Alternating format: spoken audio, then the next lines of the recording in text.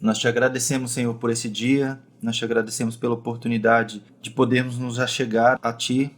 Senhor, nós agradecemos por estarmos juntos hoje, para podermos, Senhor, meditar na Tua Palavra, para podermos, Senhor, aprender um pouco mais e para nos relacionarmos com o Senhor cada vez mais intimamente. Te agradecemos pelo privilégio que temos e te pedimos, Senhor, que o Senhor nos abençoe nesse dia, nos abençoe nesse momento que estaremos aqui juntos, que o Senhor conceda-nos graça e sabedoria, que o Senhor nos faça compreender aquilo que o Senhor quer trazer para cada um de nós, através da meditação que faremos hoje. É o que nós te pedimos em nome de Jesus. Amém. Tá bom, gente, a gente vai falar hoje sobre várias coisas de novo, tem vários temas, e cada vez que a gente faz uma reunião, a gente sempre acaba incrementando o assunto, então é por isso que eu preciso correr com um tema. Mais uma vez eu recomendo que vocês anotem, eu vou falar sobre muitas coisas hoje e talvez vocês não consigam pegar tudo se vocês não anotarem. E eu vou fazer já uma observação que está lá no final, mas eu vou fazer ela agora. Quando peço para vocês assistirem o vídeo lá no YouTube ou ouvir o áudio no podcast, gente, não é para ganhar views e likes não, tá? Nós não precisamos disso. A gente, sem divulgar a mentoria, a gente tem uma lista de espera de 300 e tantas pessoas. Então, não é porque a gente quer audiência, é para que vocês reforcem o conteúdo, porque eu sei que eu falo muita coisa, e eu falo rápido, então eu sei que alguma coisa se perde.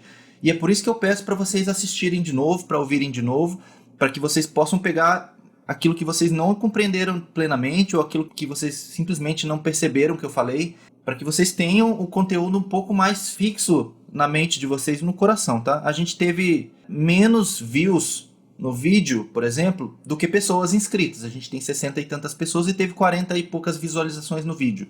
E quando eu falei ontem ou antes de ontem, que eu pedi para vocês se inscreverem no canal de novo, mais uma vez, não é pra gente ganhar público e atenção, nem é isso não, tá?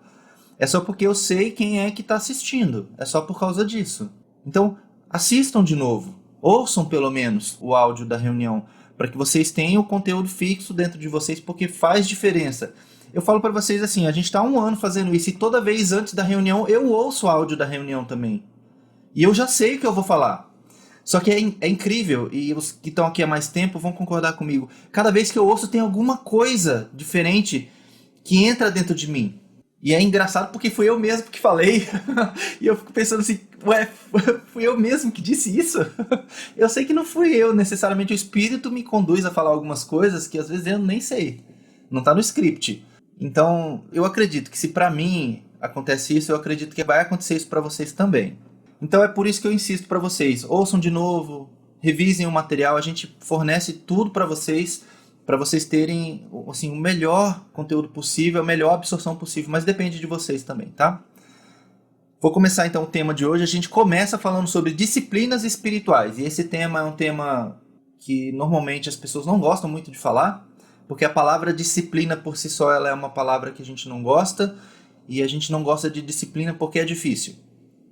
Tem 2 aspectos da palavra disciplina que eu já vou tratar, mas normalmente a gente não gosta muito porque a gente tem dificuldade com disciplina. Só que é vital que a gente entenda bem isso e que a gente pratique. Eu vou mostrar isso para vocês num exemplo já. O texto que a gente vai ler é 1 Timóteo 4, o verso 7 ao verso 9 diz assim, ó: Rejeite, porém, as fábulas profanas de velhas e exercite-se na piedade. O exercício físico é de pouco proveito. A piedade, porém, para tudo é proveitosa, porque tem promessa da vida presente e da futura. Esta é uma afirmação fiel e digna de plena aceitação. Deixa eu explicar por que Paulo estava falando isso para Timóteo. Timóteo estava lá em Éfeso, e Éfeso era uma província do Império Romano ali, mas que tinha muita influência grega também. E naquela época, tanto os gregos quanto os romanos, eles valorizavam muito a forma física. A gente tinha as Olimpíadas, tinha os Jogos Romanos também, e aquele culto ao corpo era uma coisa muito forte. Então, era muito comum as pessoas ali em Éfeso ficarem se exercitando, principalmente os homens, né? Na verdade, a maioria é os homens, né? Sempre que se exibiam, digamos assim. Eles ficavam se exercitando, e existem relatos históricos que, inclusive, eles faziam isso nus, para poder exibir todo o seu corpo. Eu imagino que não devia ser uma cena muito bonita, não. Mas é o que eles faziam, era o costume ali, e os homens tinham essa questão do físico muito grande. E Paulo estava advertindo Timóteo de que isso não tinha muito proveito. Não está dizendo que o exercício físico não tem proveito, não é isso. A gente sabe que é importante fazer exercício físico. Só que não com esse fim, de você se exibir, de ter uma forma física super legal e tal. Só que aqui tem uma lição importante para nós. Paulo está comparando exercício físico com piedade. Piedade é você buscar um relacionamento com Deus, é você se aproximar de Deus, tem muito a ver com a santificação, com aquela questão da busca incessante a Deus. Isso é a piedade. Então, o que Paulo fala é, o exercício é de pouco proveito, a piedade não. A piedade é proveitosa para tudo, para tudo. E ele explica por quê. Porque a piedade ela tem uma promessa para a vida presente e para a futura. Você buscar a Deus hoje, com disciplina, com afinco, com consistência, isso te traz um benefício para a vida presente, mas também para a vida futura. O exercício físico, ele também, como disciplina, ele precisa ser feito com consistência, com afinco, senão ele não funciona. Você vai uma vez por mês na academia, na verdade você talvez esteja até prejudicando o seu corpo, porque você não está fazendo o exercício talvez da forma correta ou qualquer coisa assim. Quem pratica esporte sabe que você precisa ter consistência.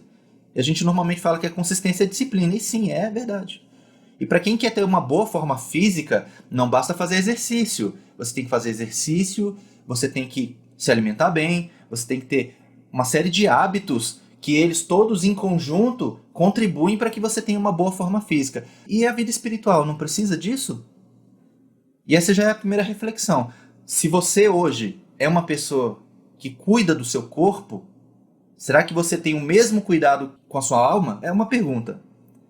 Eu sei que a maioria de nós, e eu me incluo, a gente é sedentário, a gente não cuida tão bem assim do corpo, mas com a nossa alma a gente tem que cuidar, porque a alma, diferente do corpo, ela é eterna.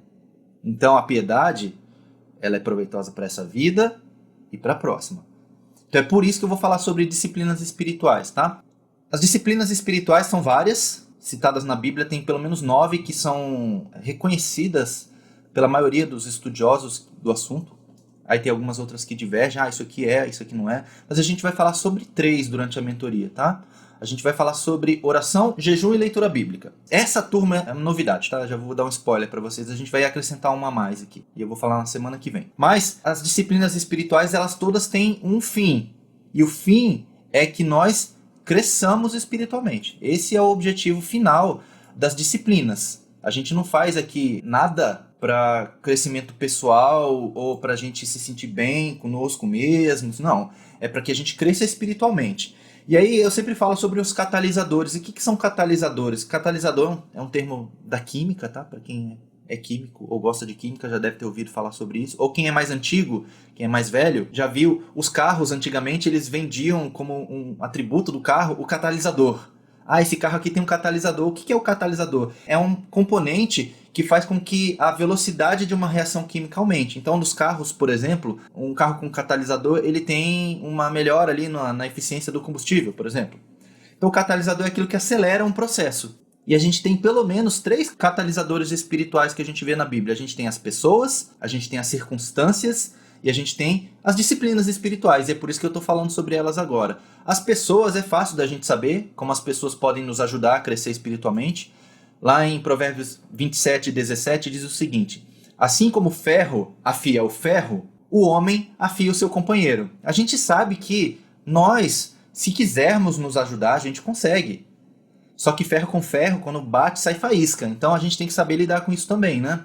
No entanto, ter pessoas ao nosso lado, caminhando conosco, provavelmente vai te ajudar a crescer. Então se você não tem ninguém caminhando com você, você agora vai ter. Você vai ter um mentor.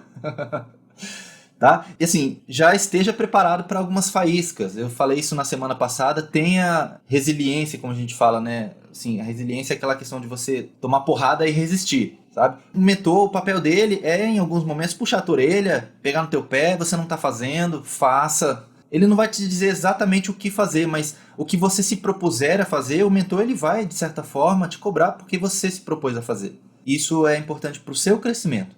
Não é o mentor que está querendo pegar no teu pé. Não, ele quer que você cresça, ele quer que você caminhe, que você avance. Então as pessoas são excelentes catalisadores. Outros são as circunstâncias. E aí tem o texto de Romanos 8:28 que é bem conhecido, que ele é muitas vezes tirado do contexto, mas eu vou ler aqui esse versículo e vou explicar. Sabemos que Deus age em todas as coisas para o bem daqueles que o amam, dos que foram chamados de acordo com o seu propósito. A gente tem que entender que nem tudo que acontece conosco é propósito de Deus nas nossas vidas. Tudo que acontece por interveniência de Deus, Deus está intervindo, sim, aí é propósito de Deus. Mas tem coisas que a gente vivencia que na verdade é uma colheita. Você plantou aquilo, aí você está colhendo agora o resultado. Aí você vai dizer assim, isso é da vontade de Deus. Às vezes não é não. Vou dar um exemplo aqui. Você foi irresponsável com as suas finanças. Você gastou mais do que ganhava. Aí você agora está devendo, sei lá, e vai perder o carro.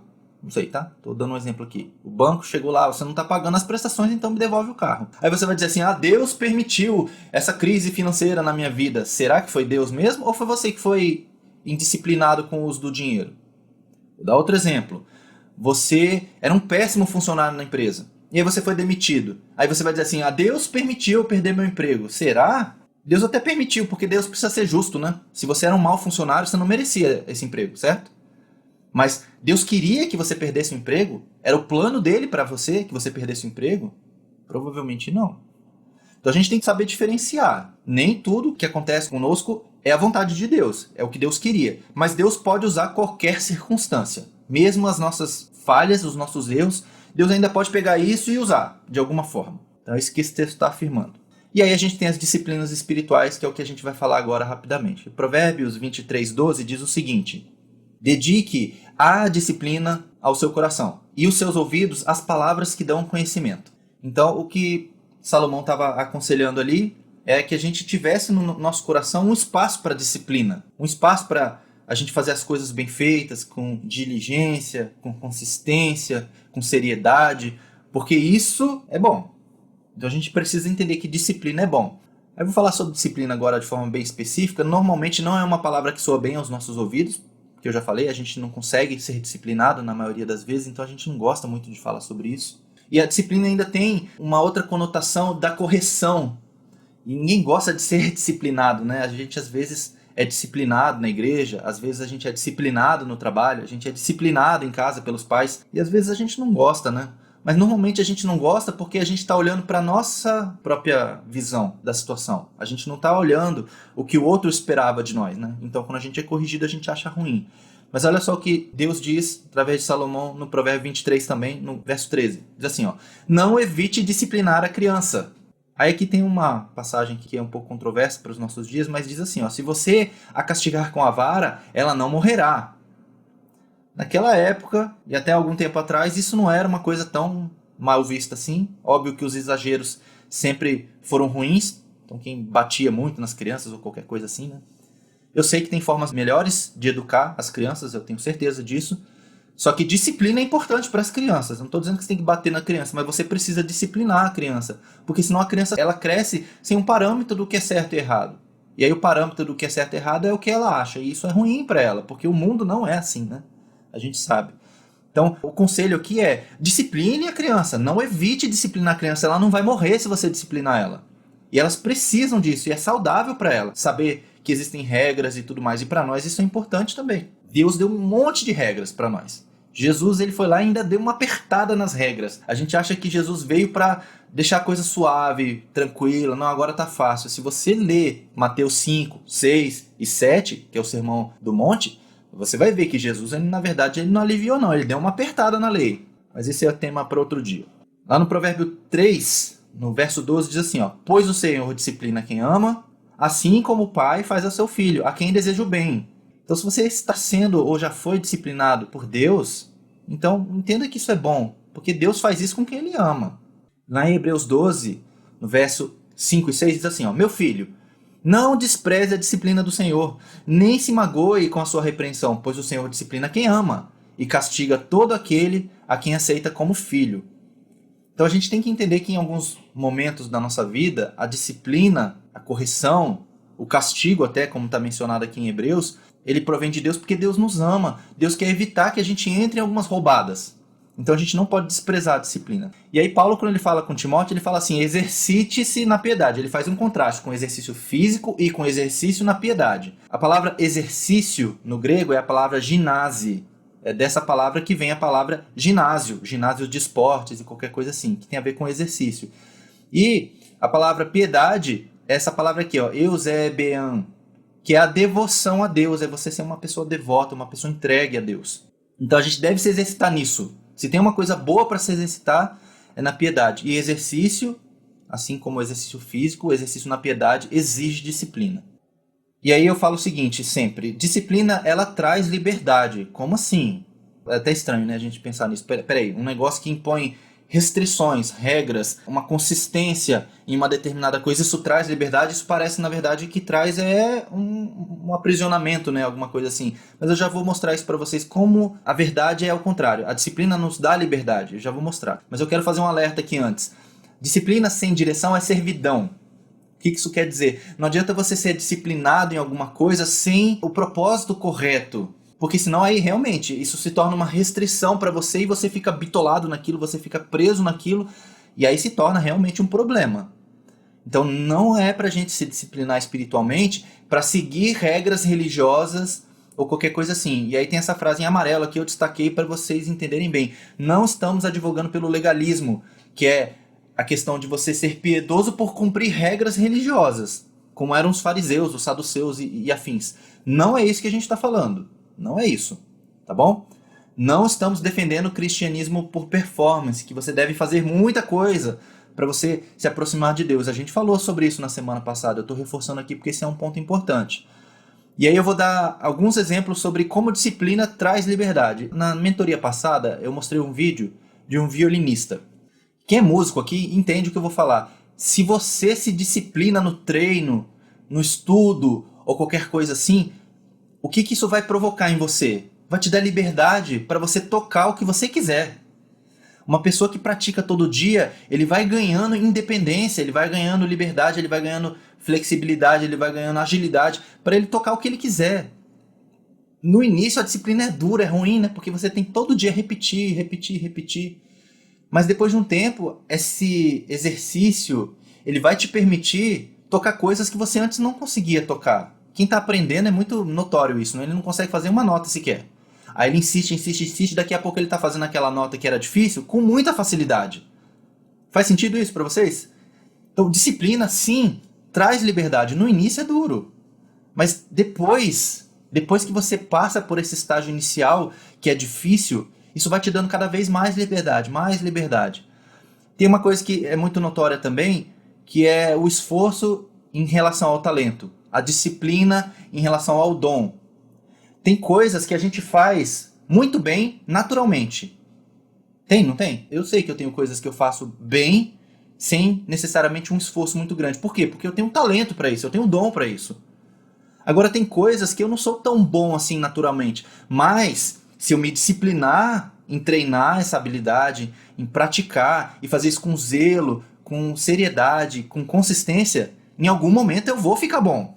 E eu vou usar o exemplo do instrumento musical também. Se você não tem talento, se você não tem facilidade para aprender um instrumento musical, isso não quer dizer que você não possa aprender o instrumento. Você só vai precisar se esforçar um pouco mais do que uma pessoa que tem um talento natural para isso. Tem gente, eu dei aula de música por muitos anos. Tem gente que você dá um violão na mão da pessoa e é natural para ela o violão. Parece que ela já nasceu meio que sabendo. Aí você ensina meia dúzia de coisa e o cara tá tocando já. Agora tem gente que você tem que insistir, insistir, insistir, insistir, até que ele consiga entender como funciona, até que ele consiga desenvolver a destreza para poder tocar o instrumento. Mas se a pessoa insiste, ela consegue. Isso é importante, tá? Mas tem um detalhe aqui, mesmo que você tenha aptidão, talento ou dom, ainda assim leva anos para você ser realmente bom em alguma coisa. Realmente bom. Não tô falando aquele cara que, não, eu faço aqui legalzinho, faço bem. Não, tô falando um cara que é bom mesmo. Bom, veja como a disciplina traz liberdade. Vejam que coisa fantástica.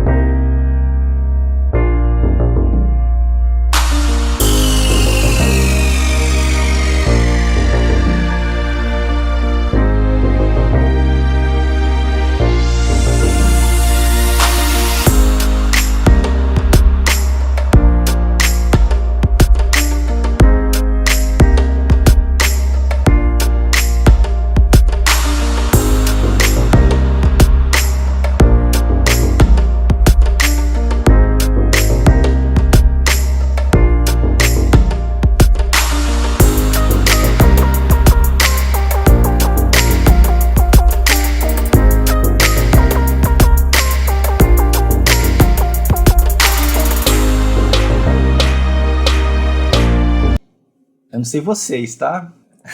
Eu tenho zero habilidade para desenhar. Mas eu sei que se eu me disciplinasse em treinar isso, eu aprenderia. Se eu pegasse e aprendesse as técnicas, se eu fizesse um curso, e se eu praticasse, talvez eu conseguiria fazer um desenho igual aquele. Eu não sei, então não dá pra dizer, mas essa pessoa tem um talento para desenhar? Provavelmente. Talvez não. Talvez ele tenha treinado muito até chegar naquele ponto. Então a disciplina traz liberdade, porque eu pergunto pra vocês, essa pessoa conseguiria desenhar qualquer coisa? Eu acredito que sim. Vendo aquilo lá, ele tem um montão de vídeos, tá? Se vocês procurarem no YouTube lá, vocês vão ver. Então, precisamos entender que disciplina é bom. Isso é a introdução para a nossa temática aqui, que vai nos acompanhar durante toda a mentoria. Porque nós vamos falar de disciplinas aqui. E por mais que pareça chato, puxa, aqui, nossa, insistindo. E eu vou dar um montão de texto bíblico, e vocês vão ter que ler os textos bíblicos, aí vocês vão ter que meditar sobre isso, aí vocês vão ter que assistir os vídeos de novo, e revisar material, e conversar com o mentor, e o mentor vai pegar no pé. Mas isso é para que vocês aprendam a se disciplinar. Depois que você aprende, você vai em frente sozinho. Nós não queremos segurar vocês pela mão aqui. A gente quer que vocês caminhem. Só que para isso precisa de disciplina. No nosso caso aqui das disciplinas espirituais, o que a disciplina pode nos libertar? Ou nos tornar livres para? Liberdade para quê, né? Eu vou dar alguns exemplos. Por exemplo, liberdade para memorizar a palavra de Deus e citar a palavra de Deus. A gente precisa disso, gente. Nós precisamos ter essa munição espiritual. Porque quando as situações vêm diante de nós, a gente não deve usar como referência o que a gente acha. A gente deve usar como referência o que Deus pensa sobre determinada situação. Mas como é que você vai saber isso se você não consegue memorizar a Bíblia? E a Bíblia é a fonte primária da vontade de Deus para nós. Deus deixou registrado ali conselhos, premissas, princípios sobre qualquer coisa. Tá tudo na Bíblia. Só que a gente às vezes não sabe, ou a gente não lembra. Então, disciplina espiritual vai nos ajudar a, por exemplo, memorizar a Bíblia. Para poder citar a Bíblia. Para poder aplicar a Bíblia nas nossas vidas. Para poder falar de Deus ou evangelizar. Isso é uma habilidade, você pode treinar isso. Você pode se disciplinar para aprender a fazer isso. Conversar com Deus, ouvir sua voz. E também tem um sentido inverso da liberdade, que é a gente se libertar da insensibilidade em relação, por exemplo, ao pecado, ou a insensibilidade em relação às pessoas que estão perdidas nesse mundo, as pessoas que estão carentes aí, que não têm esperança. Muitas vezes a gente está insensível para isso. E a gente se disciplinar espiritualmente pode nos libertar disso. Pode nos libertar daqueles pecados que são recorrentes, coisas que você acha que você não consegue vencer, mas que com disciplina você consegue. Então eu quero fazer esse apelo inicial para vocês, porque em tudo que a gente falar a respeito das disciplinas que a gente vai tratar, é para que vocês consigam chegar nesse ponto. De vocês dizer assim, eu consigo fazer jejum, eu consigo orar, eu consigo ler a Bíblia. Tá bom? Isso é a introdução. E agora eu vou pro tema. Falei que eu tinha muita coisa para falar, né? Ainda tem um monte ainda. A gente vai falar sobre oração primeiro. Nosso primeiro tema aqui, nossa primeira disciplina espiritual, eu avisei que a gente ia falar bastante sobre isso, né? São 3 reuniões só sobre oração. Porque esse é um tema vital, a gente não pode viver sem oração. Eu vou ler esse texto aqui, esse não vai estar na tela, se você quiser abrir sua Bíblia aí, abra sua Bíblia. Eu vou abrir aqui a minha, é Mateus 26, 31 a 43. A gente vai ler vários versos aqui.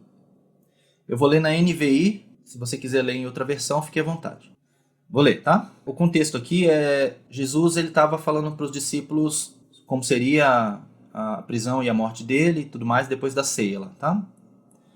Diz assim o texto. Então, Jesus lhes disse, ainda esta noite todos vocês me abandonarão, pois está escrito, ferirei o pastor e as ovelhas do rebanho serão dispersas. Isso é uma profecia lá de Zacarias 13:7, tá? Para quem quer depois procurar a referência. Mas, depois de ressuscitar, irei adiante de vocês para a Galileia.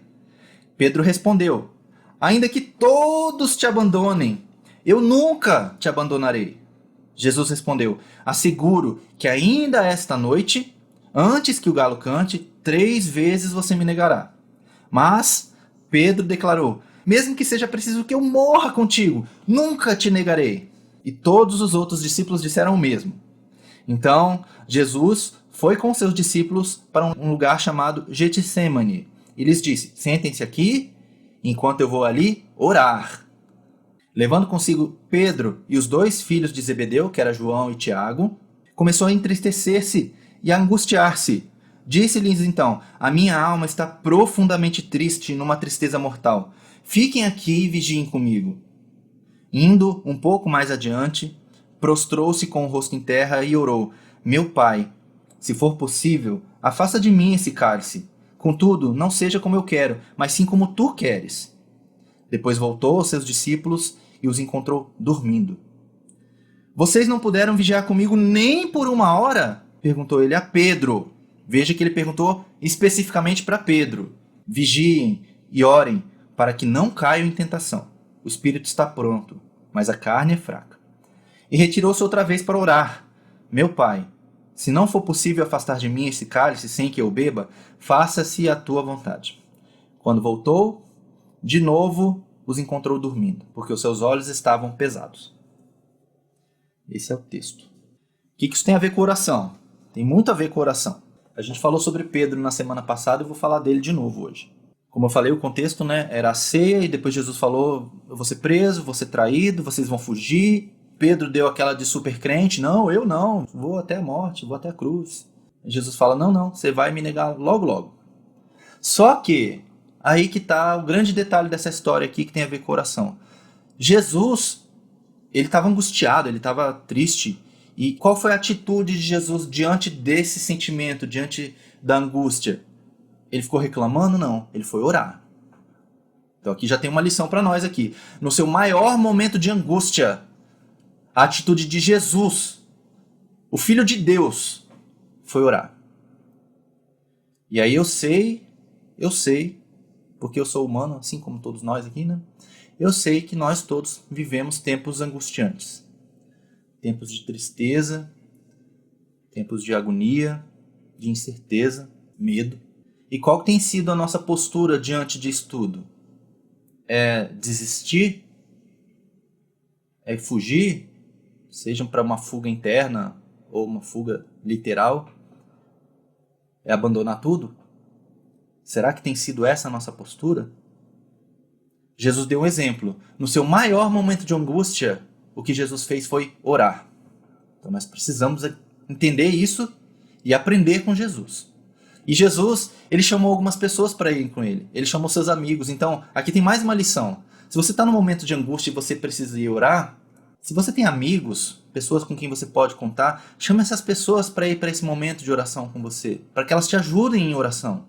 E foi o que Jesus fez. Ele levou os discípulos para o Getsemane. E depois que ele levou os discípulos, ele levou os 11, porque Judas nesse momento saiu, Aqui em Mateus não cita isso, mas em João fala que Judas ele já tinha saído, então já estavam só os 11. Então, os 11 discípulos estavam com Jesus. Só que ainda assim, Jesus ele vai além. Ele chama 3 discípulos específicos para ir para um momento ainda mais íntimo. Porque imagine a cena, tá? Isso é uma imaginação minha, mas o texto me ajuda a entender assim. Jesus saiu com os 11 e foi para o Getsemane, para o monte. Aí Jesus se afastou um pouco mais e chamou 3 para ir com ele. Os outros 8 que ficaram para trás, eles não conseguiriam ouvir o que Jesus estava orando. Mas aqueles 3 que estavam mais próximos, provavelmente conseguiriam. Então, a gente já aprende aqui uma outra lição. Algumas pessoas que têm mais intimidade, porque Pedro, João e Tiago eram os discípulos que estavam mais próximos de Jesus. Se você ler os evangelhos, você vai ver isso com frequência. Jesus sempre chamava esses 3 para algumas missões especiais. Não que Jesus não valorizasse os outros, mas é que esses 3 estavam mais próximos. Eles estavam mais próximos de Jesus. Então, aqueles que têm intimidade com Deus têm oportunidades diferenciadas de se relacionar com Ele.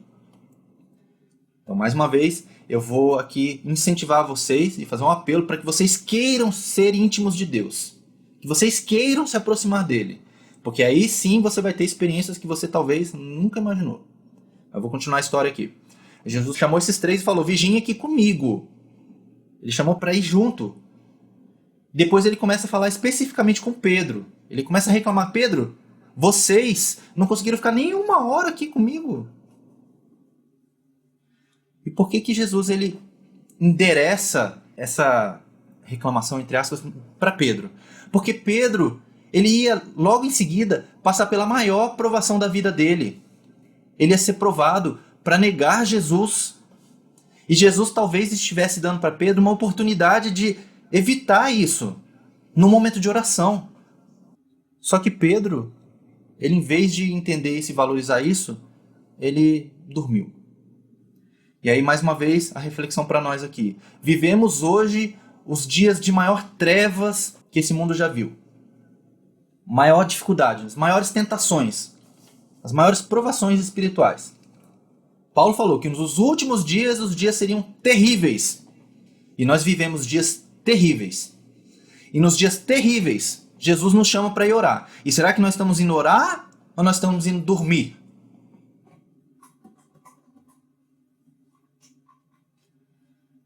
Aí Jesus volta, ora mais um pouco. Depois de dar bronca nos discípulos, em especial em Pedro, até porque Pedro se achava melhor do que os outros, né? Não, eu vou até a morte. Você vai até a morte, mas você não consegue ficar 1 hora comigo orando. Aí Jesus vai, ora de novo. Quando volta, o que acontece? Os discípulos estavam dormindo de novo. E aí a Bíblia dá um detalhe importante. Diz que os olhos deles estavam pesados. Aí eu vou fazer uma interpretação aqui alegórica. Eu vou interpretar do meu jeito, isso, tá? A Bíblia não fala isso, mas eu quero fazer uma analogia com vocês aqui. Os discípulos estavam com os olhos deles pesados porque eles estavam cansados. Eles passaram a noite toda ali no cenáculo com Jesus, e Jesus falando muitas coisas, a ceia e tudo mais. Eles tinham provavelmente caminhado muito no dia anterior. Eles estavam cansados. E eles foram no momento de oração e eles dormiram. Dá para entender isso. Mas nós aqui, precisamos pensar o que está fazendo nossos olhos ficarem pesados para a gente não orar. Porque eu sei, e vocês disseram para mim no questionário, eu já vou mostrar o questionário para vocês, que vocês não conseguem orar tanto quanto vocês gostariam. Tem um motivo para isso. O que está fazendo o seu olho ficar pesado? E eu vou fazer aqui uma provocação. Eu avisei que eu ia ser duro em alguns momentos, então me perdoe. Não quero ofender ninguém, nem acusar ninguém aqui, tá? Mas será que o nosso problema em relação à oração é que a gente não quer orar mesmo? Porque se você disser, eu não consigo orar porque eu não tenho tempo. Será que não tem mesmo? Aí eu pergunto pra você, eu vou usar isso como exemplo. Netflix, você tem tempo? Sei lá, redes sociais, você tem tempo? E orar, não tem? Aí não é uma questão de tempo, é uma questão de prioridades. Então, nós precisamos entender o que a gente quer da vida, gente. A gente quer realmente um relacionamento com Deus ou a gente está brincando com isso? Porque se a gente quer realmente um relacionamento com Deus, a gente precisa orar, não tem opção. Oração não é um acessório. Você não pode orar se quiser. Você precisa orar. Você precisa, não tem jeito. A gente vai falar sobre 3 fundamentos em relação à oração. A importância de orar é o tema de hoje. A gente vai falar sobre a oração que Deus ouve e depois como ouvir a voz de Deus. Eu vou mostrar a pesquisa para vocês. A pesquisa é anônima, ninguém vai ser exposto aqui, tá? Mas eu quero que vocês vejam o que vocês disseram, tá? Para vocês entenderem o que está acontecendo com este grupo. E não se preocupem que isso não é privilégio de vocês, que vocês vão ver aqui agora. Eu vou bem rápido aqui, senão a gente gasta muito tempo. Eu perguntei para você o que é oração. Aí vocês puderam escolher aqui as opções, mas as 2 opções mais escolhidas foi: oração é ter um diálogo com Deus e oração é minha conexão com Deus. Isso aqui para mim foi muito interessante, ver essa resposta. Vocês estão dizendo assim, oração é como eu me conecto com Deus. Como eu converso com Ele, como eu dialogo com Ele. Isso é verdade, tá? Isso é verdade. Mas vamos ver se isso é coerente. Aí eu perguntei de 0 a 10, o quão importante é a oração? A maioria disse nota 10. Então vocês entendem que a oração é importante. Excelente, isso é importantíssimo. Aí eu perguntei assim, em quantos dias por semana, em média, você reserva tempo para oração? É um tempo reservado para a oração, tá? Não é assim, vou orar aqui rapidinho e só porque estou passando por uma dificuldade. Não, é tempo reservado para oração. Eu espero que vocês tenham entendido isso, tá? A maior resposta aqui foi, eu reservo tempo para oração todos os dias. Ok. Mas teve um grupo grande aqui, 25%, arredondando, que disse que praticamente não ora. Aí já começou a minha cabeça aqui começou a entrar em parafuso. Espera aí. 93% de vocês disse que oração é nota 10. Mas uma boa parte de vocês não ora, praticamente não ora. Ou reserva pouco tempo para orar, 1 ou 2 dias. Uma semana de 7 dias, 1 ou 2 dias. É pouco, né? Se a gente for pensar bem. Vamos continuar. Em média, quanto tempo dura o seu momento de oração? Então, quando você vai orar, você ora por quanto tempo em média? A maior resposta aqui é menos de 10 minutos. E a segunda maior resposta é entre 10 e 20. Se eu somar esses dois grupos aqui, o laranjinha e o azul, a gente está falando de 80% de vocês diz que ora menos de 20 minutos quando ora. Aí começou o parafuso na minha cabeça, a confusão começou a aumentar. Porque vocês disseram, oração é o meu momento de conexão com Deus.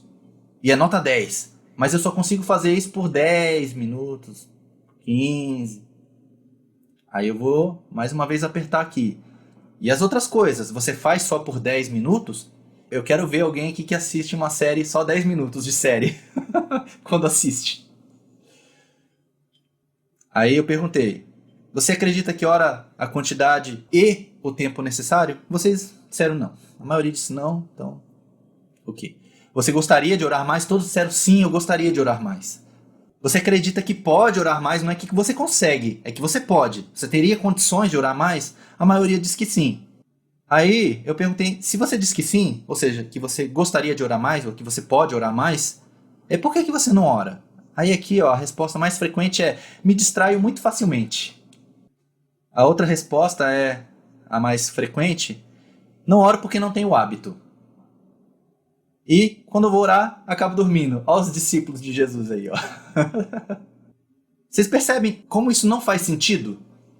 Vocês, de um lado, vocês dizem, isso é extremamente importante para mim, mas eu não tenho o hábito de fazer isso. Deixa eu perguntar uma coisa para você. Comer é extremamente importante para você? Eu imagino que sim. E você tem o hábito de comer? Eu imagino que sim também.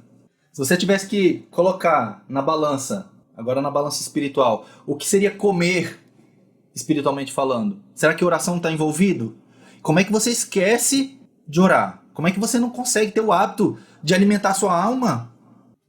Isso é preocupante demais, gente. Eu não sei se vocês conseguem perceber aqui a minha preocupação pessoal. E eu vou falar uma coisa para vocês com muita tranquilidade, muita transparência, como sempre. Eu tenho as mesmas dificuldades que vocês para orar, tá? Eu não sou melhor do que vocês, não. Para mim, orar é difícil também. Porque eu tenho 1 milhão de distrações também. Eu tenho 2 filhos, eu tenho esposa, eu tenho 2 empregos, eu tenho ainda a mentoria, eu tenho um monte de coisa para me distrair, eu tenho meus lazeres também, que eu gosto de fazer. E é um malabarismo você tentar equilibrar tudo isso e colocar a oração como prioridade. É muito difícil.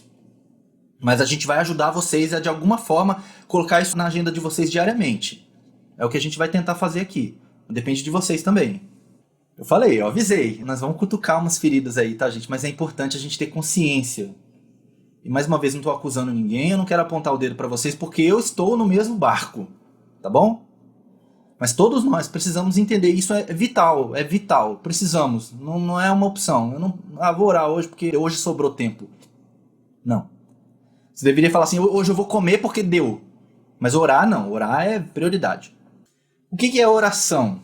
Eu resumo da seguinte forma, oração é, como vocês mesmos disseram, é se relacionar com Deus, é uma conexão ali com Deus, que leva à intimidade. A gente falou sobre isso na semana passada, né, sobre relacionamento, o que um relacionamento precisa. E a gente falou que um relacionamento sem intimidade não é um relacionamento tão profundo assim. Mas como é que você vai se tornar íntimo de alguém se você não conversa com ela? Não tem como. Então oração é esse momento onde você vai cada vez mais se tornar íntimo de Deus. Se tornar íntimo de Deus. Por que nós devemos orar? Existem muitas justificativas, eu já falei algumas aqui, provavelmente vocês já entenderam. Mas a minha principal justificativa é, Jesus era Deus e orava. E nós... Vocês querem verem como Jesus orava? Eu vou ler vários textos aqui, bem rapidinho, tá? Lucas 3, 21 a 23. Quando todo o povo estava sendo batizado, também Jesus o foi. E, enquanto ele estava orando, olha só esse detalhe, enquanto Jesus estava orando, o céu se abriu e o Espírito Santo desceu sobre ele em forma corpórea como pomba. Então veio uma voz do céu que disse, Tu és meu filho amado, em ti me agrado. Jesus tinha cerca de 30 anos de idade quando começou o seu ministério. Aqui é o início do ministério de Jesus. Jesus recebeu o Espírito Santo ali enquanto orava. Outra. Lucas 4, 40 a 42. Ao pôr do sol, o povo trouxe a Jesus todos os que estavam com todos os tipos de doença, e ele os curou, impondo as mãos sobre cada um deles. Além disso, de muitas pessoas saíam demônios, gritando, Tu és o Filho de Deus! Ele, porém, os repreendia e não permitia que falasse, porque sabiam que ele era o Cristo. Ao romper do dia, Jesus foi para um lugar solitário. Jesus ia para lugares solitários para orar. Marcos 1,35. De madrugada, quando ainda estava escuro, Jesus levantou-se, saiu de casa e foi para um lugar deserto, onde ficou orando. Lucas 5,16. Mas Jesus retirava-se para lugares solitários e orava. Lucas 6,12. Num daqueles dias, Jesus saiu para o monte a fim de orar e passou a noite orando a Deus. Lucas 9,18. Certa vez, Jesus estava orando, em particular, e com ele estavam seus discípulos. Lucas 9, 28 e 29. Aproximadamente 8 dias depois de dizer essas coisas, Jesus tomou consigo Pedro, João e Tiago e subiu para o monte para orar. Enquanto orava, a aparência do seu rosto se transformou e suas roupas ficaram alvas e resplandecentes como o brilho de um relâmpago. Lucas 11, 1. Certo dia, Jesus estava orando em determinado lugar. Tendo terminado, um dos seus discípulos lhe disse, Senhor, ensina-nos a orar, como João ensinou aos discípulos dele. A gente conseguiria ter outras referências se a gente quisesse. Mas eu terminei com essa porque é importante. A gente precisa aprender a orar. E é por isso que a gente vai falar na semana que vem sobre a oração que Deus ouve. Porque tem um jeito certo de orar. E o segundo motivo que eu listo aqui, e aí teria vários, é para permitir que Deus faça parte da nossa vida. Como assim? Quando a gente ora e a gente expõe para Deus as nossas necessidades, ou a nossa alegria, a nossa gratidão, a gente está envolvendo Deus na nossa vida. Deus sabe de todas as coisas. Deus está olhando para você agora. Está vendo o que você está fazendo, o que você está pensando. Deus sabe tudo. E Ele não precisa de autorização nossa para Ele intervir na nossa vida. Deus é soberano, Deus todo-poderoso. Ele pode fazer o que Ele quiser, na hora que Ele quiser, pelas razões que Ele quiser. Ele não precisa justificar nada, Ele não precisa dar nenhuma justificativa para você para fazer A ou B. Ele faz o que Ele quiser porque Ele é Deus. Fim. Eu estou falando isso porque tem uma teologia aí que diz que você precisa dar legalidade para Deus fazer as coisas na sua vida. Isso é mentira. Você não precisa autorizar Deus para fazer nada na sua vida. Deus já tem autorização desde a criação do universo, tá bom? Deus é soberano. Mas quando a gente ora, a gente permite que Deus faça parte da nossa vida. A gente se beneficia disso. Quando você divide o fardo com alguém, não é bom? Quando você tem um problema, e aí você fala desse problema com alguém que você confia, e essa pessoa, de certa forma, te apoia, te incentiva, não é bom? A gente pode fazer isso com Deus, e o beneficiado somos nós. Então envolver Deus na nossa vida é muito importante. Daqui a pouco eu vou falar sobre pai e filho, e vocês vão entender um pouco melhor isso. Tem vários exemplos na Bíblia de orações que são inusitadas, e a gente precisa entender que a gente precisa orar também. A gente pode envolver Deus nas situações mais diversas. Vou passar bem rápido por todas essas histórias aqui por causa do tempo, tá? Então a gente tem a oração de Abraão por Ló e a sua família. Deus tinha falado para Abraão, eu vou destruir a cidade ali porque tá feia a coisa. E aí Abraão começa a interceder por aquelas pessoas. Senhor, o Senhor vai destruir o ímpio junto com o justo? O Senhor não vai fazer isso, né? Porque o Senhor não pode destruir o ímpio junto com o justo. Se tiver 50 justos lá, o Senhor vai destruir a cidade? Aí Deus fala, não, por amor 50 não destruo. 45, não, por amor 45 não. 40, 30, 20, 10. Abraão vai meio que intercedendo ali, porque ele sabia que a coisa estava feia em Sodoma. Mas ele sabia que a família de Ló estava lá. E aí Deus se retira, mas preserva a família de Ló. Então, é um tipo de oração, e foi uma oração, né? Abraão intercedendo por aquelas pessoas. Abraão sabia que tinha alguém ali que poderia ser justo. Então, uma oração inusitada que Deus ouviu. A oração de Josué para o sol e a lua parar ali em Josué 10, é a batalha dos gibeonitas. E tem todo um contexto ali, eles fizeram uma aliança toda errada com os gibeonitas, eles desobedeceram a Deus, eles não consultaram a Deus, mas eles fizeram uma aliança com aquele povo que, mesmo que é uma aliança mal feita, sem a orientação de Deus, eles precisavam cumprir o que eles tinham se comprometido com os gibeonitas. E por eles honrarem a aliança, e Deus honra as alianças, Deus vai lá e intervém naquela batalha. E é essa oração onde Josué, ele fala assim, sol, detente-se em Gibeon, e lua, você fica aí no vale de Ajalon. E a Bíblia fala que o sol e a lua pararam por quase um dia inteiro. Eles precisavam daquele tempo para vencer a batalha, porque se anoitecesse, eles não conseguiriam mais batalhar, né? E ainda a história continua dizendo que depois disso, Deus ainda fez chover pedra em cima dos inimigos e morreu mais gente pelas pedras que caíram do que pelas espadas. Então, no fim, quem ganhou a batalha foi Deus. Mas foi uma oração ousada, inusitada, que Deus ouviu. Aí tem a oração de Ana por Samuel. A gente sabe a história de Ana. Ana queria ter um filho, não tinha. Aí a outra esposa do marido dela tinha um monte de filho e ela ficava lá sem filhos. E aí chega um momento que Ana, ela muda, talvez, o foco da oração dela. Ela fala assim: Senhor, se o Senhor me der um filho, um homem, ela foi específica, eu vou devolver ele para ele te servir por todos os dias da sua vida. Aí eu imagino que Deus olhou do céu e falou: ah, esse é o tipo de oração que eu gosto. E depois Ana teve vários outros filhos. E Ana cumpriu o voto que ela fez diante de Deus, né? Ela entregou realmente Samuel ali para servir ao Senhor. E Samuel foi quem foi, né? A oração de Ezequias contra Senaqueribe. Senaqueribe era o rei da Assíria. A Síria estava dominando tudo. Chegou a vez deles lutarem contra Judá. E aí Senaqueribe ele enviou um mensageiro com uma carta, afrontando o Deus de Israel, afrontando o povo, falando: vocês vão contar com o Deus de vocês? Os outros deuses das outras nações não puderam contra mim. O Deus de vocês também não vai. E aí Ezequias ele vai lá, ora a Deus e fala: Senhor, o Senhor não está vendo o que esse homem está falando? O Senhor vai deixar assim? E aí Deus manda Isaías falar com o rei e fala o seguinte: esses inimigos eles não vão lançar uma flecha sequer contra Judá, contra Jerusalém. Eles não vão chegar nem perto. E aí Deus de noite manda um anjo pro arraial ali dos assírios e mata 185 mil pessoas, os soldados ali. Quando Senaqueribe acordou de manhã, viu todo mundo morto, ele fugiu. Mas aí quando ele chegou na cidade dele, ele foi lá pro templo dele lá, e os filhos dele mataram ele lá e acabou a história de Senaqueribe ali. Uma oração inusitada que Deus ouviu. A oração de Zacarias por João Batista, a gente não tem o registro de qual foi a oração que Zacarias fez. Zacarias era o pai de João Batista. Mas a gente sabe que provavelmente eles, né, ele e a esposa, oraram por um filho durante toda a vida, porque eles já eram idosos, eles já não poderiam ter filho.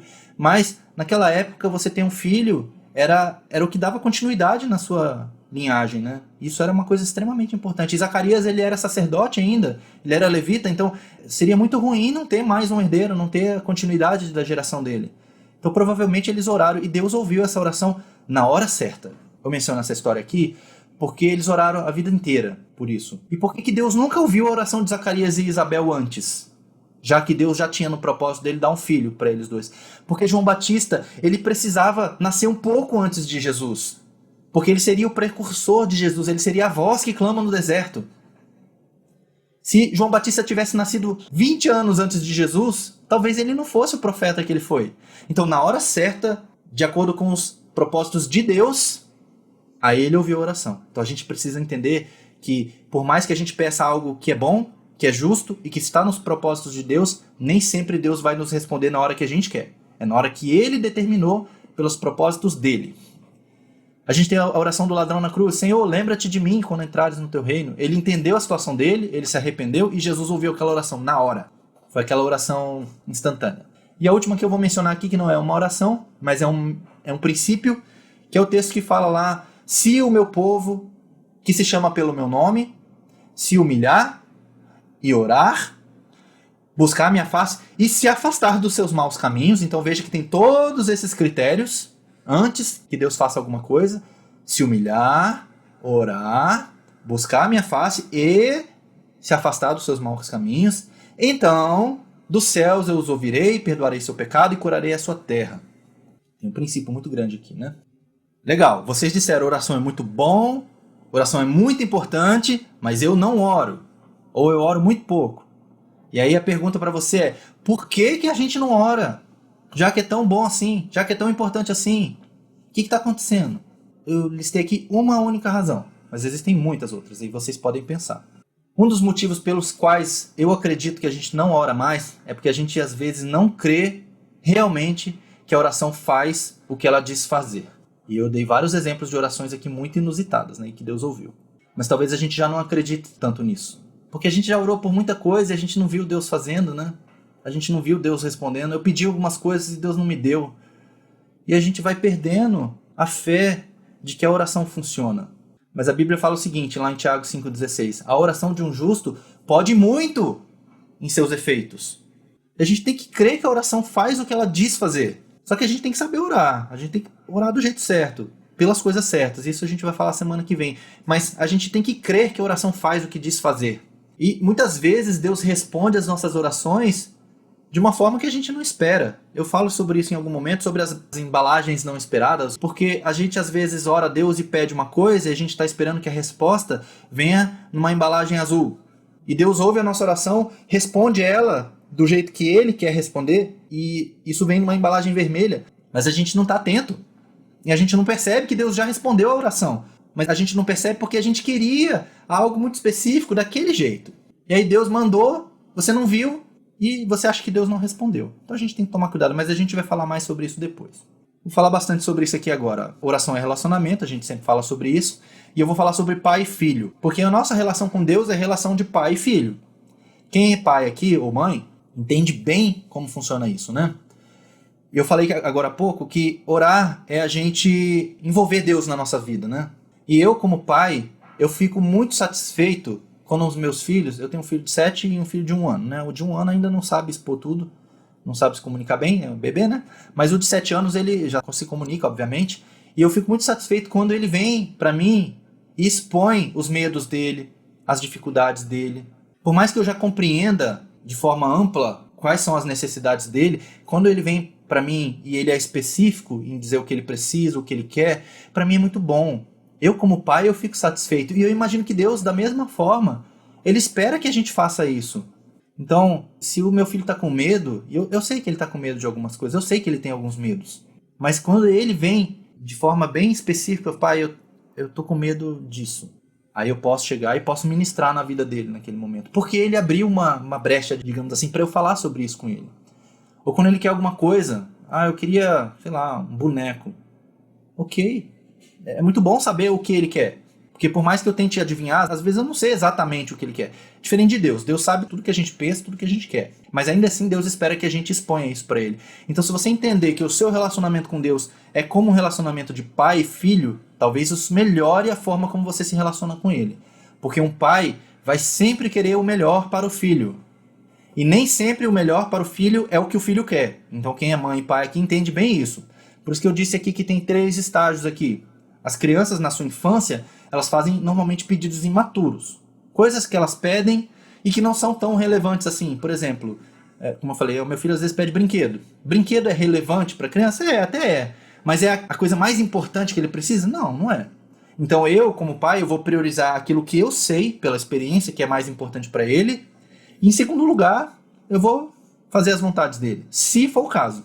Se eu souber, ou se eu entender que a vontade dele é boa para ele. Se a vontade dele é ruim para ele, eu não vou atender esse pedido. Quer ver um exemplo?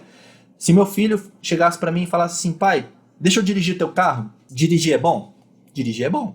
Mas para uma criança de 7 anos é adequado? Não, não é. Ele não tem maturidade suficiente, ele não tem destreza suficiente para isso ainda. Então eu vou atender esse pedido? Não. Porque eu não amo meu filho? Não. É justamente porque eu amo ele que eu vou negar esse pedido. E às vezes a gente faz uns pedidos para Deus que são pedidos de criança. E a gente precisa entender isso. Às vezes a gente pede umas coisas para Deus que eu fico imaginando Deus olhando do céu e falando assim, meu filho, se você receber isso que você está pedindo, você vai entrar numa baita de uma enrascada. Então eu não posso te dar isso porque eu te amo. E a gente precisa compreender isso. Aí a gente cresce, ou a criança cresce e ela vira um adolescente, um jovem, e normalmente os pedidos começam a ficar muito egoístas, né? Ele começa a pedir coisas para ele. E só para ele. Que só ele tem benefício. E ele ignora todo o resto do contexto. Se é caro, se é barato, se é difícil, se é fácil. Meu filho está começando já a me pedir umas coisas assim já. Ele já tá, é porque as crianças hoje, com tecnologia e informação, eles estão muito adiantados, né, nas coisas. Então meu filho já está começando a me pedir umas coisas que custam 3 mil reais, assim, sabe? Filho, não dá para te dar isso ainda. Não porque eu não posso comprar, até poderia se eu quisesse. Só que, assim, eu vou dar um presente de 3 mil reais pra uma criança? Não vou. Aí deixa cair, quebra e pronto. Perdi todo o dinheiro, ele perdeu tudo também. Não vou fazer isso. E às vezes a gente é assim com Deus. A gente amadurece um pouco espiritualmente, mas a gente começa a pedir coisas que são boas aos nossos olhos, mas egoístas. Quer ver um exemplo? Não tô dizendo que isso é a vida de ninguém aqui, tá? Mas rapidinho aqui um exemplo. Senhor, me dá um ministério relevante para que eu seja um grande pregador do evangelho. Parece bom esse pedido, né? Mas Deus sabe por trás desse pedido qual é a intenção. É você a intenção? Ou é o evangelho a intenção? A gente tem que tomar cuidado. Eu tenho um post-it aqui na minha parede, para eu nunca me esquecer disso. Não sei se vai aparecer aí, eu espero que sim. Ele está aqui na minha parede todos os dias, para eu nunca me esquecer disso. E aí a gente cresce e a gente passa a não pedir mais nada para os pais, porque a gente se torna independente. E aí será que não é assim que a gente está hoje? A gente era criança, fazia pedidos imaturos, a gente depois começou a fazer pedidos egoístas, que era só para nós mesmos, e chega um momento onde a gente já não se comunica mais com o pai. Então agora eu vivo minha vida, eu sei as coisas, e beleza, valeu, tchau. Será que é assim? Aí a pergunta para todos nós é: em que nível de maturidade nós estamos em relação aos nossos pedidos, em relação à nossa oração? E em alguns casos a gente tem que insistir nos pedidos, e a insistência nos nossos pedidos tem a ver com o quanto a gente realmente quer aquela coisa, né? Se a gente realmente quer alguma coisa, a gente vai insistir com Deus.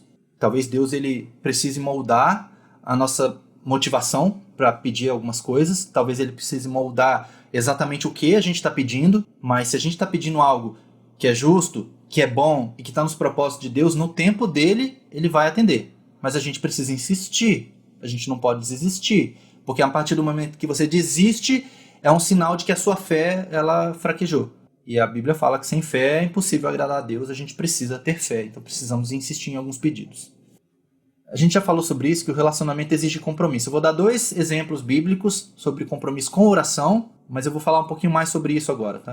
Isso veio só para vocês saberem, tá? Para explicar como é o processo aqui de elaboração do material. Tem muita coisa, gente, que Deus me fala no dia da reunião. Assim, que Deus me mostra de alguma forma, eu entendo pela providência dele, de que eu tenho que falar algo. E esse final aqui desse slide aqui não tinha antes. Quem participou da mentoria da turma passada sabe que não estava aqui essa parte final. Eu já vou explicar por quê. Mas o exemplo de Daniel. Daniel 6:10 é a história lá de Daniel na cova dos leões. Rapidinho o contexto. Daniel era o terceiro no Império Persa ali. Tinha passado o Império Babilônico, era o Império Persa já. O rei Dario era o imperador. Daniel era o terceiro no reino, não era qualquer um. Ele era um cara importantíssimo ali no reino. E Daniel tinha o hábito de orar 3 vezes ao dia. As pessoas ali que eram adversários de Daniel insistiram e convenceram o imperador a fazer um decreto, e o decreto dos persas não podia ser revogado, de que ninguém por um mês podia pedir qualquer coisa a qualquer deus, senão ao imperador. O imperador, no ego dele, ele achou essa uma boa ideia e fez o decreto. Aí Daniel não mudou o compromisso dele com Deus. E os adversários dele sabiam que Daniel faria isso, que ele continuaria orando. E a palavra fala lá em Daniel 6:10 que 3 vezes ao dia, como era o seu costume, Daniel orava. E ele ia para a janela para orar, né? Não tinha vergonha de mostrar que estava orando. As pessoas sabiam que ele orava. Daniel sabia a lei. Ele sabia que tinha um decreto. E mesmo assim ele foi lá e orou. E nós? Será que temos um costume, um hábito inegociável de oração? Não estou nem dizendo que você precisa orar 3 vezes ao dia. Se você conseguir, a gente tem aqui uma bela referência bíblica, né? E só uma outra coisa importante. Daniel, a Bíblia menciona que ele orava 3 vezes ao dia, mas lá na cova dos leões não menciona que ele orou. E Daniel orou e Deus fechou a boca dos leões. Não faz essa menção no texto. E o próprio Daniel escreveu isso, né, o texto. Ele não menciona que ele orou, pediu misericórdia a Deus ou qualquer coisa assim. Por que não? É o meu entendimento. Daniel não orou na cova dos leões porque ele já tinha orado antes. E ele sabia que Deus protegeria ele. Ele estava sendo injustamente acusado de algo ali, né? Ele sabia que aquilo era uma perseguição. Então, se você não ora antes, de repente, durante a cova dos leões já não vai adiantar mais. Você tem que ter orado antes. Davi é um outro exemplo de oração. A gente vê várias orações de Davi na Bíblia toda, em especial nos Salmos. E lá no Salmo 27:4 diz assim: uma coisa pedi ao Senhor, e a buscarei, que eu possa habitar nos seus átrios, meditar ou contemplar a sua face. Davi ele podia pedir qualquer coisa ao Senhor, mas ele pediu uma coisa. Aí tem a ver muito com a motivação. O que realmente é importante para você? E aí entra nessa próxima parte aqui do slide. Lá em Marcos 12, a passagem onde um escriba pergunta para Jesus assim: Senhor, qual é o principal mandamento? Jesus ele vivia sendo questionado, né, pelos escribas. E um detalhe, os escribas conheciam a lei. E a lei, lá em Deuteronômio 6, no verso 5, está escrito assim, ó. Lá, se você pegar a sua Bíblia, foi lá em Deuteronômio, você vai ver. Está escrito assim, ó. Amarás, pois, o Senhor teu Deus de todo o teu coração, de toda a tua alma e com todas as tuas forças. Está escrito isso. O escriba sabia. Mas ele queria dar aquela cutucada, aquela apertada lá em Jesus para ver o que Jesus ia dizer. E Jesus disse: Amarás, pois, o Senhor teu Deus de todo o teu coração, de toda a tua alma, de todo o teu entendimento e de todas as suas forças. Esse é o primeiro mandamento. Gente, aqui, nesse verso aqui, tem muita coisa. Eu não vou falar sobre tudo aqui porque a gente não tem tempo. Só que eu quero que vocês percebam Primeiro, que isso é um mandamento. Isso não é uma sugestão. Deus nos ordena a amá-lo. E eu falei isso um pouco na semana passada. Por que que Deus nos obriga, entre aspas, a amá-lo? Porque Deus sabe que isso é o melhor que a gente pode fazer por nós mesmos. A hora que a gente ama a Deus, e a gente realmente ama a Deus, a gente vai querer agradar a Deus. Porque assim, né? Se você ama uma pessoa, você quer agradar ela. Lembra que eu falei da apreciação? Se você ama alguém, você vai apreciar o que aquela pessoa aprecia. Você vai valorizar o que ela valoriza.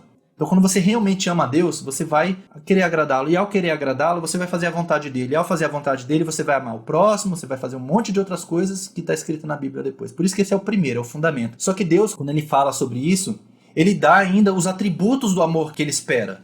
Deus não espera um amor qualquer, gente. Ele não espera um amor de qualquer jeito. Deus espera um amor assim, ó, de todo o coração, de toda a alma, de todo o entendimento e de todas as forças. É com tudo que você tem. O coração, ele é sempre a sede das emoções, né? Então, Deus espera que você o ame com as suas emoções. A alma tem a ver com a sua personalidade, com quem você é como pessoa. Deus espera que você ame ele como você é, com tudo que você é como pessoa, como indivíduo. Deus espera que você o ame com todo o entendimento. O amor a Deus, ele não é irracional. Eu sempre falo isso e eu vou repetir algumas vezes aqui. Quando você se converte, você não joga o cérebro fora. Agora é tudo pela fé e esquece todo o resto. Não, não. Você precisa ter consciência do que você está fazendo e quais razões você está fazendo o que faz. Por que que eu amo a Deus? Eu amo a Deus por isso, por isso, por isso, por isso. Pedro, ele vai falar lá na carta dele o seguinte: nós temos que estar preparados a todo tempo para dar a razão da nossa esperança. A gente precisa saber explicar por que que você é assim. Por que que você faz isso e você não faz aquilo? Você precisa saber explicar para as pessoas. A gente precisa amar Deus intelectualmente também. E a gente precisa amar Deus com todas as nossas forças. A força aqui não é força física, é com tudo que a gente tem como recurso. Seja financeiro, material, tempo, escolha aí uma palavra. Deus definiu os critérios do amor. E eu vou ser franco com vocês, eu sei que isso é muito difícil. E Jesus sabia que isso era muito difícil também.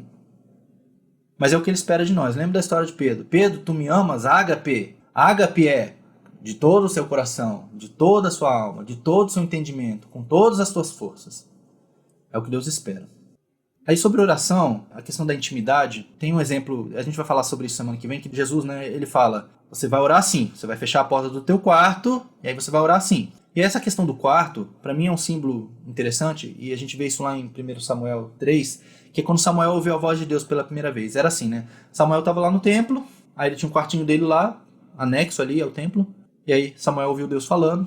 Ele ouviu audivelmente, provavelmente, porque ele confundiu a voz de Deus com a voz de Eli, né? Ele não tinha ninguém ali, só tinha eles dois, então ele achava que era Eli que estava falando com ele. E aí ele ia lá em Eli, Eli, você me chamou? Não, não te chamei, volta pro quarto. Quando ele voltava pro quarto, aí Deus falava de novo. Deus poderia ter falado com Samuel quando ele estava perto de Eli, aí ele conseguiria distinguir, mas não. Deus esperou Samuel voltar pro quarto para poder falar com ele de novo. O que que isso me ensina? De que Deus quer falar conosco no momento onde a gente está no momento de intimidade. Porque o quarto é isso, é um lugar de intimidade, né? Você troca de roupa no quarto, você dorme no quarto, que é um lugar privativo, né? A gente precisa entender isso é um símbolo importante, tá? Mas eu vou falar sobre isso mais semana que vem. E aí, só pra gente já partir aqui pro final, tem sempre essa reflexão aqui, né?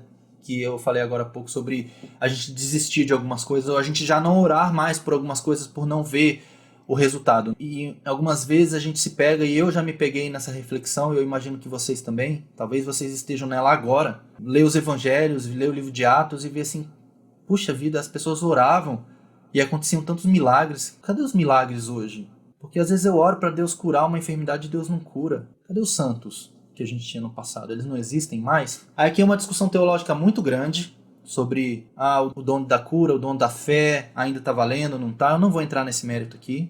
Mas, para mim, independente de qualquer coisa, Deus ainda pode curar e fazer o milagre que Ele quiser. Como eu falei, Deus é Deus, Ele faz o que Ele quiser na hora que Ele quiser. Mas, o ponto aqui, na verdade, é a gente às vezes quer resultados extraordinários, que o milagre é algo extraordinário, né? É um evento, assim, único. Mas a gente não tem um compromisso equivalente ao resultado que a gente quer. Não é proporcional. Você quer ver Deus fazendo um milagre, mas você ora menos de 10 minutos por dia. Às vezes a sua oração é egoísta. Você quer um resultado extraordinário sem um compromisso extraordinário. Não vai funcionar. Aí eu te pergunto assim, por que Deus operava o que operou pela mão dos apóstolos? Vai ver a vida dos apóstolos. Vai ver como eles viveram e como que eles morreram. Você conseguiria viver como Paulo? Como Pedro? A gente quer ver os milagres do passado, mas a gente não quer viver como eles viviam no passado, sabe? A gente precisa pensar sobre isso. É uma outra coisa que também é muito forte para mim, Êxodo 33. Esse verso específico aqui é muito forte para mim. Porque Deus estava bravo com o povo, porque o povo tinha feito o bezerro de ouro, aí Moisés desceu lá do monte, quebrou as tábuas, e aí Deus falou para Moisés o seguinte: Moisés, ó, vamos fazer o seguinte, eu vou acabar com esse povo todo e vou começar tudo de novo com você e com a sua família. E aí Moisés ele vai argumentando com Deus: Deus, você precisa se arrepender desse mal que o Senhor está intentando contra o povo. E aí Deus se arrepende. E só um parênteses aqui, essa palavra arrepender-se, nesse caso aqui, não é em relação a pecado, tá? Arrepender é mudar de direção. Deus tinha intenção de fazer algo e ele mudou de ideia, tá? Então é nesse sentido que é o arrependimento de Deus, tá bom? E Deus foi lá e mudou de ideia, não destruiu o povo. E aí depois Deus fala para Moisés: pega o povo e vai. E aí Moisés fala isso aqui, ó: se tu mesmo não fores conosco, não nos faça sair daqui. Veja como é o entendimento de alguém que realmente tem uma relação íntima com Deus. Porque se você ler o capítulo 33, é onde Deus fala assim: Moisés achou graça aos meus olhos. Aí Moisés fala exatamente isso: se eu achei graça aos seus olhos, então vai com a gente. Não nos faça sair daqui se o Senhor não for com a gente.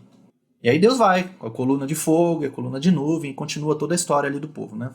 Mas aqui é interessante como a gente vê como uma pessoa que tem um real relacionamento com Deus, ele se posiciona. Ele não está interessado nas bênçãos, porque Deus até falou assim: ó, a minha presença vai com vocês.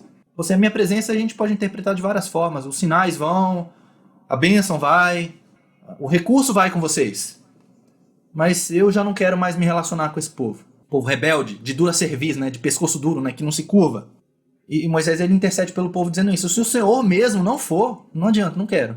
Moisés ele não queria a bênção, ele queria o abençoador. Ele não queria o presente, ele queria a presença. Vocês conseguem perceber a diferença? E quantos de nós hoje conseguiria ter essa mesma postura diante de Deus? Senhor, eu não quero nada que o Senhor tem para me dar. Se o Senhor quiser me dar, eu aceito. Mas não é isso que eu quero o Senhor. Quantos de nós conseguem realmente viver assim? Na semana passada eu falei sobre esse texto de Apocalipse 2, sobre a igreja de Éfeso, onde Deus fala: lembra-se de onde caíste, arrependa-te e pratica as primeiras obras, volta para o primeiro amor. Deus estava fazendo um apelo para aquelas pessoas, para saudade. E Deus fala: volta para como era antes, sinta a saudade de como era antes, quando vocês me buscavam, não para realizar muito, para receber dos homens a honra, ou qualquer coisa do tipo. O cristianismo por performance, né, nesse caso. Volta lá para o início, quando você me amava verdadeiramente. Quando você estava com os propósitos e as intenções corretas, a motivação correta para me buscar. Eu não sei aqui como é a vida de vocês. Eu sei que a maioria de vocês tem mais de 20 anos de caminhada. Vocês disseram isso no primeiro questionário, eu não mostrei isso aqui, mas a maioria, quase, assim, mais da metade tem mais de 20 anos de caminhada e uma outra parte bem grande tem mais de 10 anos de caminhada. E se a gente voltar no tempo, talvez a gente perceba que a gente já mudou alguma coisa. E que talvez em algum momento lá atrás a gente vivia uma vida um pouco diferente. E a gente às vezes se acostumou, né? E a gente não pode se acostumar a nos relacionar com um Deus santo. Nunca a gente pode se habituar a isso. No sentido da gente perder o temor. De a gente achar que Deus é um amigo. Sabe, um amigo como qualquer outro? Nunca, nunca, nunca, nunca, nunca. Deus é o Deus Todo-Poderoso, o Criador de todas as coisas. O Deus dos exércitos. Esse que é o nosso Deus. A gente precisa entender bem com quem a gente está se relacionando, porque senão a gente vai se relacionar errado. Aí a gente vai enxergar Deus como um provedor só, como um abençoador, como um pronto-socorro das nossas necessidades urgentes. Aí eu vou para Deus. Infelizmente é assim que nós normalmente nos comportamos. A gente busca Deus com seriedade quando a gente está com um problema, né? Eu não vejo problema nisso. Quando você está com um problema, realmente, você tem que intensificar. Mas a sua busca a Deus não pode ser só nesses momentos, sabe? Por isso que a gente tem que pensar e voltar um pouco e entender assim, que tipo de amor eu já tive por Deus, que tipo de amor eu tenho hoje por Deus, e o quão próximo hoje esse meu amor é o amor que Deus espera de mim. A gente precisa pensar. E aí, uma última reflexão para nós aqui, que é bem provocativa, e eu não quero acusar ninguém aqui mais uma vez, mas é só para você pensar, e você precisa ser sincero nessa reflexão, porque ela vai te ajudar a mudar o que você precisa mudar. Imagina que Deus aparece para você e fala assim: fulano, tudo que você sempre quis, tudo que você sempre pediu, eu vou te dar agora. Tudo. Tudo, tudo, tudo. Você pediu emprego, o melhor emprego, você pediu para passar no concurso, você pediu para casar, você pediu para ter amigos, você pediu para ser feliz, para ter saúde. Toma tudo. Tudo. Mas acabou o relacionamento entre nós. Eu te dou tudo e eu vou embora. Você aceitaria essa proposta? E seja sincero, tá? Não adianta você falar pra mim, depois de eu ter falado tudo sobre o amor e tudo mais, né? Não, eu amaria Deus. Aí talvez você não esteja sendo sincero. É pra você pensar. Será que eu abriria mão do meu relacionamento com Deus pra ser feliz? Pra ter as coisas que eu sempre quis? E aqui eu não tô nem falando de você perder a sua salvação não, né? Nem isso, tá? Tô falando assim, você nunca mais vai precisar orar. Nunca mais você vai precisar jejuar. E nunca mais você vai precisar ler a Bíblia, que são as formas como a gente mais intimamente consegue se relacionar com Deus, na minha visão, pelo menos. Você nunca mais vai precisar fazer isso. Tudo que você quiser, toma. Eu digo sim para tudo que você me pedir. Mas não venha mais na minha presença. Você aceitaria essa proposta? É para pensar. E agora, para a gente finalizar, vamos refletir muito essa semana. Como é a minha vida de oração? Precisa refletir. E aí eu vou propor para vocês, é uma sugestão de você fazer um voto, um contrato, entre aspas, com Deus. Eu vou colocar na área de membros lá da mentoria um PDF, onde vai ter lá escrito assim, compromisso com Deus. 10 minutos de compromisso com Deus, 10 minutos de relacionamento com Deus, eu esqueci o nome do arquivo. Mas vai ter um PDF lá, um arquivo, que você pode baixar, e lá vai estar escrito mais ou menos assim, eu, fulano de tal, você vai preencher o seu nome, de hoje em diante me comprometo a não passar menos que 10 minutos por dia com Deus. E aí a proposta é 5 minutos orando, 5 minutos lendo a Bíblia. 10 minutos todo dia. Você vai pegar esse negócio, você vai imprimir, você vai assinar e você vai colar esse papel em um lugar onde você veja o dia inteiro. Na geladeira, na frente do espelho, na parede, na tela do seu computador. Põe na frente da TV, se a TV é o seu problema. Faça o que você precisar, para você não esquecer esse compromisso. O compromisso principal é entre você e Deus. Se você hoje não consegue passar 10 minutos com Deus, gente, eu vou falar com muita transparência para você. Você está com um sério, um grave problema de relacionamento com Deus. Você não tem um relacionamento. Se você não consegue passar 10 minutos, gente, 10 minutos, o que é 10 minutos num dia? É nada. Alguns disseram assim, eu não tenho tempo. Eu tenho muitas atividades no meu dia. Eu duvido que você não tem 10 minutos. Se você disser, eu não tenho 10 minutos, é mentira. Você tem, você só não quer. A verdade é essa. E a minha sugestão e a minha proposta para você é que você queira 10 minutos só, pelo menos. Você vai ver o quanto isso vai mudar a sua vida. A sua vida nunca mais vai ser igual. Nunca mais. Nunca mais. Se você conseguir fazer 10 minutos com Deus. Sério. É um tempo reservado. Esse tempo eu não abro mão. Esse tempo eu não negocio. Eu não troco por nada. Aí você vai escolher que hora você vai fazer isso. Tem um tempo específico. É das 6h30 às 6h40. Todo dia. Sei lá que hora você vai fazer isso. Mas esse tempo é de Deus e de mais ninguém. Você vai fechar a porta, você vai pôr um aviso na parede, você vai desligar seu celular, você vai fazer o que você precisar para você ter um tempo com Deus. É uma proposta, tá? Sugestão. Escreva os motivos pelos quais você vai orar. Muita gente disse assim, eu me distraio muito no meu período de oração. Você se distrai porque você não está focado em Deus. A sua cabeça está viajando e você não consegue focar. Aí a sugestão para isso é, escreva o que você vai conversar com Deus. Faça uma lista de motivos pelos quais você vai orar, pelos quais você vai agradecer. Eu tenho certeza, eu te garanto que você não vai distrair mais. Outra coisa que eu vou falar na semana que vem, mas eu vou falar hoje já. Ore em voz alta, se puder. Não é para falar alto, não é para gritar, é para você orar em voz audível. Por quê? Porque quando você faz isso, você está prestando atenção no que você está falando. Então você não divaga. Tá? Eu estou dando essas dicas hoje, eu daria elas semana que vem. Mas porque muita gente, mais do que o normal, diz que se distrai muito na oração. Tá? É por isso que eu estou antecipando aqui. Tem um filme que chama Quarto de Guerra. Se você não assistiu ainda, eu recomendo, assista. Tá na Netflix. Você quer uma coisa útil na Netflix? Assista esse filme. É excelente. Excelente. Assim, teologicamente não é o mais perfeito, mas assim, assista mesmo assim. Nem o ponto aqui a gente ser teológico, assim, é um filme que mostra uma história que vale a pena ver, sabe? Assista. E é nesse filme aqui que a gente aprende isso aqui. Escreva suas orações, escreva seus motivos.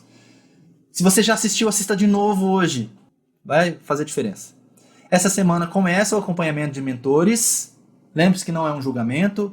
Se você não recebeu um e-mail do seu mentor, calma, a gente teve alguns problemas, algumas contas de e-mail deram problema, alguma coisa assim. Então, espere que o mentor vai entrar em contato com você. Você vai ter um horário para você conversar com o mentor. Quem está na turma de mentoria em grupo não recebeu e-mail porque eu não mandei mesmo, eu mandei por WhatsApp, né, o dia que a gente vai ter reunião e o horário que a gente vai ter reunião. Então vocês não receberam mesmo, não se preocupem. Que não fui específico, né, na hora que eu falei sobre o e-mail, para dizer que vocês da turma de mentoria em grupo não iam receber, tá bom? Me perdoem. Mas todos terão acompanhamento a partir dessa semana, tá bom? Desenvolva a maturidade, comece a prestar atenção no que você está orando, que motivos que você está colocando diante de Deus, como que é a sua oração. Semana que vem a gente vai tratar um pouco melhor isso, mas já comece a pensar sobre isso, tá bom? Por isso que escrever os motivos de oração é importante. Se você escreve seus motivos de oração, você está refletindo sobre o que você vai orar. E eu tenho certeza que na hora que você escrever, você vai bater o olho e você vai olhar assim, isso aqui não é um pedido muito maduro, né? E aí assista a gravação novamente. Eu falei 1 milhão de coisas aqui hoje. Desculpa se eu fui duro, tá? Mas eu espero que não tenha magoado ninguém. E só uma última fala minha aqui. Oração é uma disciplina que pode ser aprendida. Você aprende. Se você não sabe, eu não consigo, não dá. Você consegue. Você consegue. É só você querer. Eu tô dando ajudas aqui pra vocês. A gente vai ajudar vocês. Mas você precisa querer. Se você não quiser, não adianta. O mentor não vai te carregar no colo. É isso. Gente, mais uma vez, eu agradeço a presença de vocês. Eu espero que tenha abençoado a vida de vocês de alguma forma. Mas eu espero ter chacoalhado vocês o suficiente para vocês quererem orar. Essa é a minha esperança, tá? E se vocês ainda não querem orar, nós vamos continuar insistindo para que vocês orem. Porque é muito importante, tá bom? Alguém quer falar alguma coisa? Bom dia, pessoal. Paz do Senhor. Cumprimento querido aí. Na verdade, é rapidinho aqui. Quero propor também uma tarefinha. E é algo que está me incomodando e aqui durante a reunião e decidi falar. Existe um louvor, é um louvor em espanhol, tá relacionado a isso que a gente falou de compromisso e querer resultados extraordinários, né? O nome do louvor é Busca-me e Viverás, só que é em espanhol. O nome do cantor é Marcos Vidal. Não sei se você já ouviu, Luciano. Acho que você já ouviu, sim. Eu ouvi naquele dia fatídico da fogueira. Exatamente. Foi nesse dia que eu conheci o louvor. E não vou falar nada. Eu só quero que vocês escutem esse louvor e vão atrás da tradução, né, da letra, para vocês refletirem sobre isso. Só isso que eu estava sentindo aqui, que sabe, quando eu sinto alguma coisa, eu preciso falar. Então, é isso. Só mais essa tarefinha aí pro pessoal, quem quiser. Faça isso durante a semana, depois a gente conversa. É muito bom, gente. Ouça, tá? Acho que é isso. Legal, obrigado, Kevin. Mais alguém? Não? Então tá bom, gente. Mais uma vez, muito obrigado por vocês estarem aqui. Deus abençoe o fim de semana de vocês. A gente se vê na próxima. Tchau, tchau.